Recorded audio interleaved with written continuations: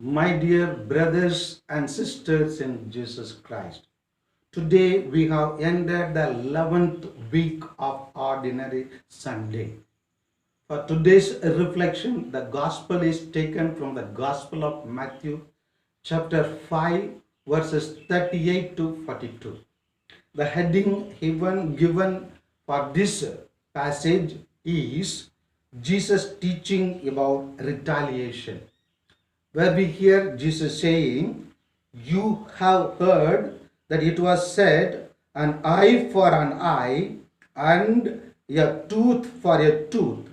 But I say to you, offer no resistance to one who is evil. When someone strikes you on your right cheek, turn the other one to him as well." Now, this passage is part of Jesus' Sermon on the Mount. Jesus' Sermon on the Mount is given in Matthew's Gospel, chapter 5, 6, and 7.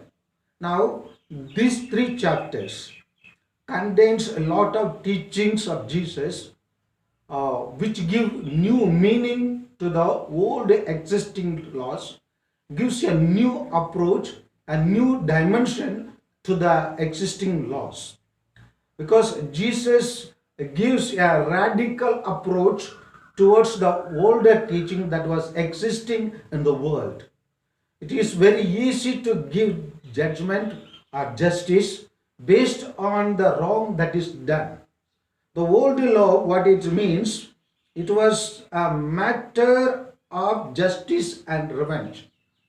And this law existed in order to prevent crime and in order to restrain evil.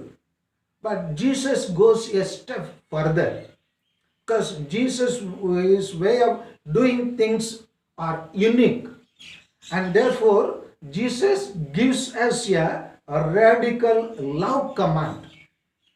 And this we can understand in the present world also.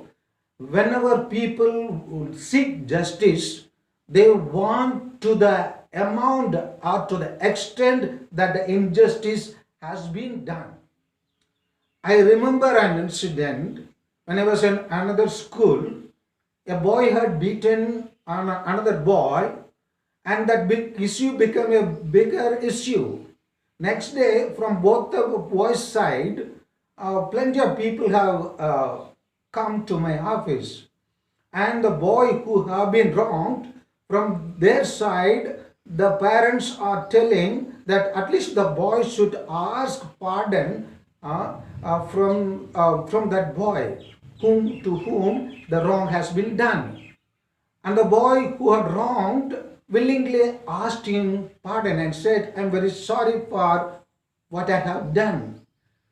But without any of us expecting anything, the boy who had been wronged gave another slap to the boy who had slapped him, and he immediately said, "I am also sorry."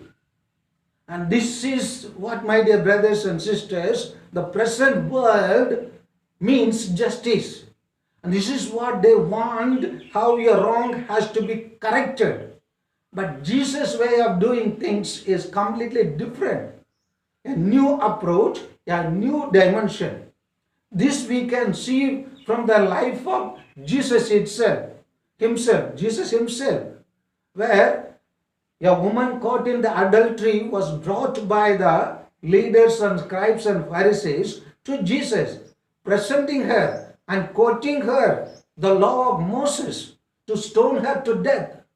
But Jesus deals with them and with her in a different manner. We can see it in St. John's Gospel, chapter 8, verse 11, where Jesus is asking, is no one thrown stone at you? And the woman answers, "No." Jesus tells her, "I too do not want to punish you." But he tells, "Go and sin no more." And this is the way Jesus deals with a sinner, deals with a criminal or an offender who has committed an evil. And this we can see from the life of Jesus himself when he was hanging on the cross, telling to the people who are committed sins against him, on praying there on the cross. Luke chapter 23 verses 34, Jesus telling to them, Father, forgive them, for they know not what they do. Same thing, my dear brothers and sisters, we can see in the lives of people who follow Jesus. We can see from the life of Graham Stainis' wife, Gladys Staines. She has said that I have forgiven the person who have committed crime against her husband, murdered her husband. But she tells, I have forgiven him, I have no bitterness. Same way, Sister Mary Kuti, who was murdered in Madhya Pradesh, her parents have forgiven and taken that person who has committed that crime as their own son. And we can see from the life of Maximilian Kolbe, instead of the person who was supposed to die, he offered himself to be killed by injecting carbolic acid on him and gave his life as a ransom. And my dear brothers and sisters, and this is what Jesus is telling us. But if we follow this teaching of Jesus, it could mean to us that people can take undue advantage. And does Jesus mean that we should not have military force, we should not have political force or courts, etc., allowing all the evils to take place? No, Jesus does not mean that.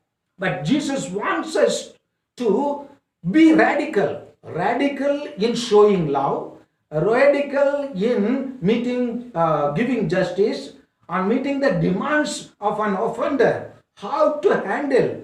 The world is for tit for tat, and an eye for eye. But Jesus' way of doing things is different. When we do things indifferently, then only we are Christians. Then will we follow Jesus. Otherwise, X, Y, Z, all are doing the same thing. Tit for tat, an eye for eye, tooth for tooth. This is existing all over the world. But Jesus is different. Jesus is unique. His approach is unique. His love is radical. His love demands from each of his followers to give oneself totally and fully. Not in the way the world deals, not the way the world takes revenge, but instead of hatred, love.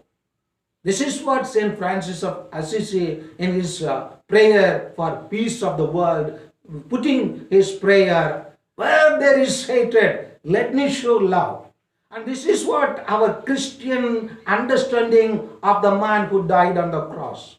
And this is what, when we follow Jesus, we need to exhibit ourselves in a radical love. And therefore only when St. Paul talking about the things existing in the world, faith, hope and charity, above all this, love prevails. So love has to be an instrument. The radical love has to be an important part of our Christian life. Are we ready to face that challenge that Jesus is placing before us? That is the radical love. Amen.